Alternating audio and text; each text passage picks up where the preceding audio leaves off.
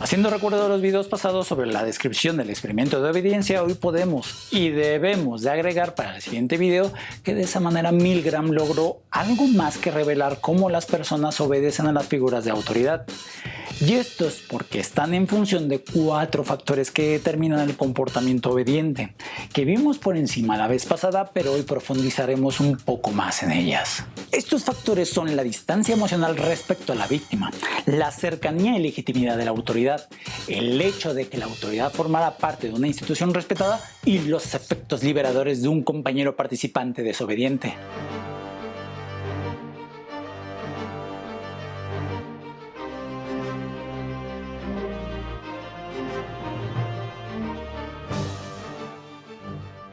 Vamos a ver el primero, la distancia respecto a la víctima.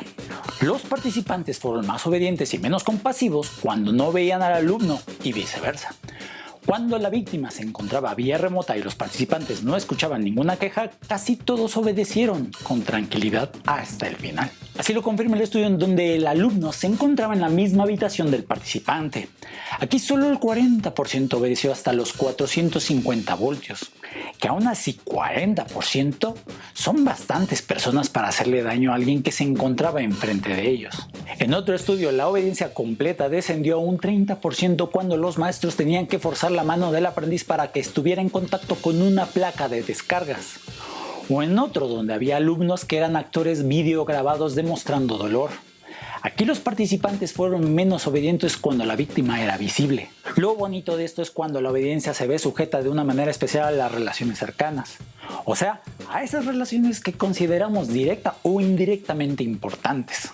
Esto se ve en otro estudio de Milgram que más bien condujo pero no publicó, donde describió que solo el 15% de los participantes obedecieron a la petición de aplicar descargas eléctricas a un familiar, amigo o vecino, dando demostración que es más fácil lastimar a alguien desconocido y a distancia. Y un guiño a los principios de desobediencia y posible heroísmo, que para entender que si queremos solucionar esto debemos vernos más cercanos, entender quiénes somos y por qué nos relacionamos entre sí.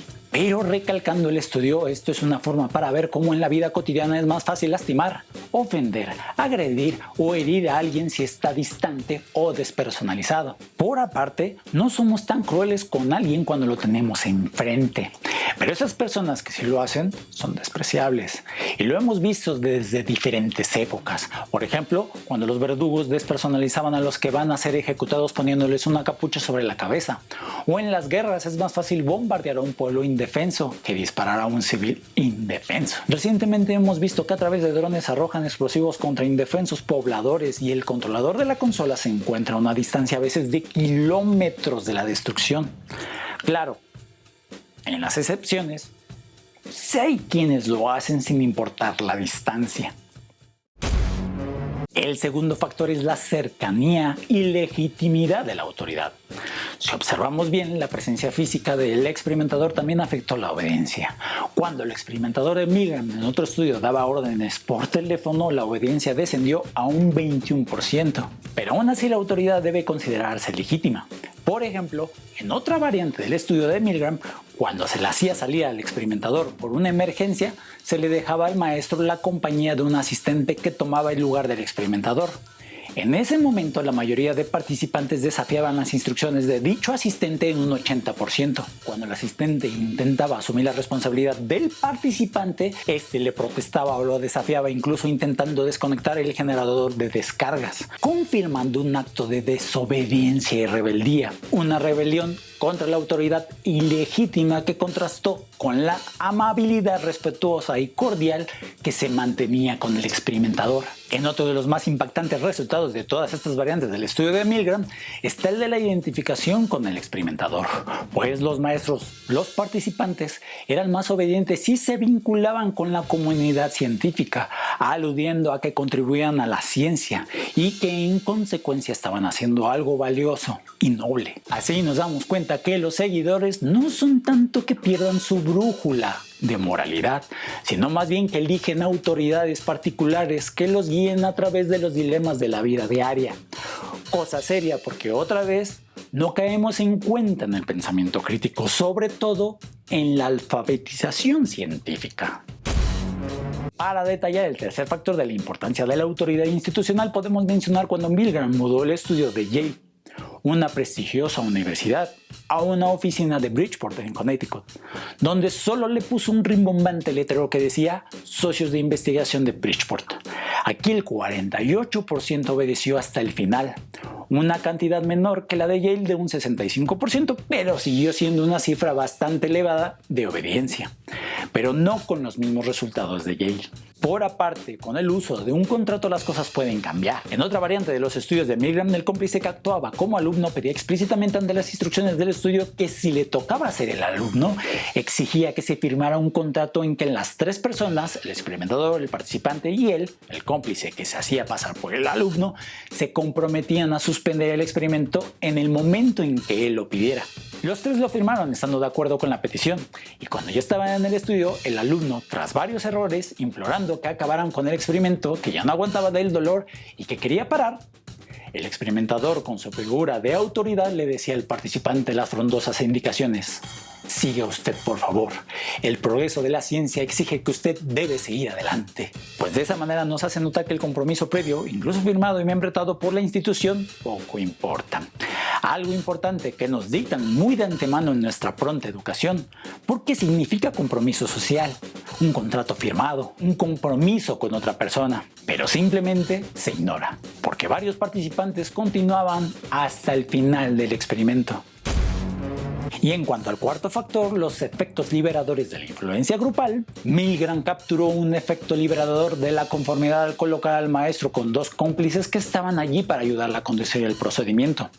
Durante el estudio, ambos cómplices desafiaron al experimentador, quien entonces le ordenó al participante real que continuara solo. Cuando se salieron de la habitación los tres cómplices, los resultados manifestaban un 99% de desobediencia. Cada participante se liberó de conformarse con la mayoría y siguió por su propio criterio. Cuando toda la responsabilidad cae en uno, da un lugar a un criterio totalmente diferente.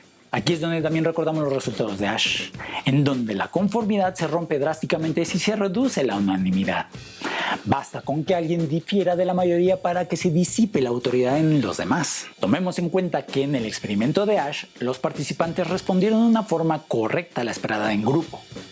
Pero sin un grupo haciendo presión en los experimentos de Milgram, los participantes respondieron de la misma manera, la esperada por el experimentador. Por eso, tanto los estudios de Asch como los de Milgram nos dejan observar esa línea delgada entre la influencia social y la presión social. Mayormente la presión social, y que poco a poco iremos desglosando para ir entendiendo nuestra participación ante tales situaciones. Mientras estos dos paradigmas, el de Asch y el de Milgram, nos dejan cuatro semejanzas totales. Una es que nos muestran que el acatamiento de órdenes puede tener prioridad por encima del sentido moral.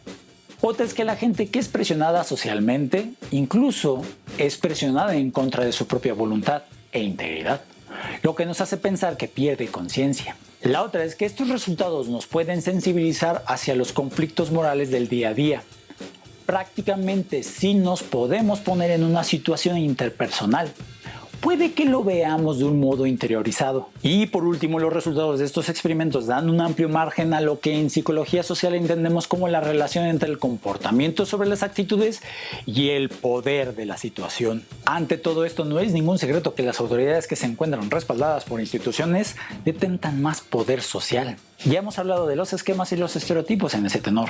Así encontramos las tendencias que tienen los ejércitos con sus candidatos para ofrecer respeto ante la autoridad y aceptación o sumisión ante ello. Por ejemplo, el candidato se le asigna un entrenamiento como guardia de prisioneros, luego se le hace partícipe de escuadrones de arrestos, luego arrestos arbitrarios, luego se le indica que golpea a algún prisionero por desobedecer o rebelarse, pero posteriormente se le dice que lastime a alguien arbitrariamente. De esta manera creas a un torturador sin siquiera saberlo. Esta influencia se puede observar por la conformidad, el cumplimiento de órdenes y la conducta grupal. Pues hablamos de que tenemos por naturaleza la susceptibilidad de la influencia de los demás. Las situaciones sociales pueden impulsar a las personas más normales a comportarse de maneras anormales. Esto es evidente en aquellos experimentos que colocan a personas bien intencionadas en malas situaciones para ver si prevalece el bien o el mal. A un grado que provoca consternación en muchas ocasiones, el mal gana. Es decir, la gente decente no siempre termina siendo decente, y la historia como la ciencia nos dice que la maldad no necesita personajes monstruosos.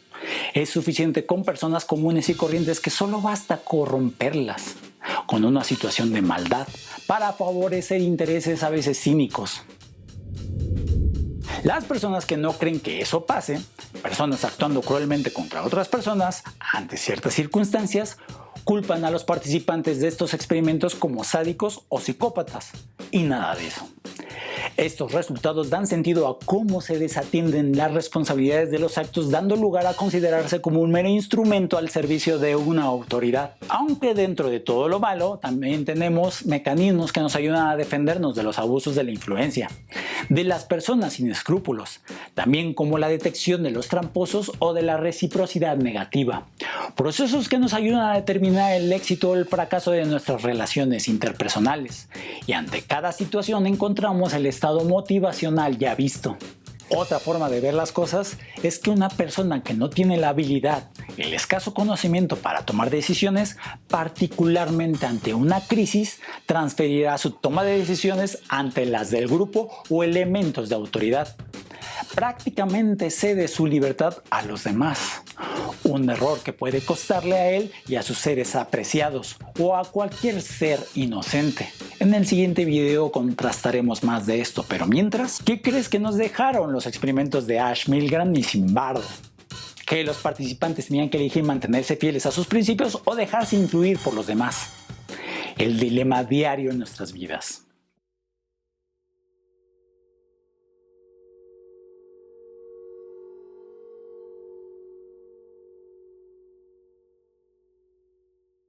La crítica es una herramienta muy importante en nuestra sociedad, por eso recuerda que el conocimiento se comparte.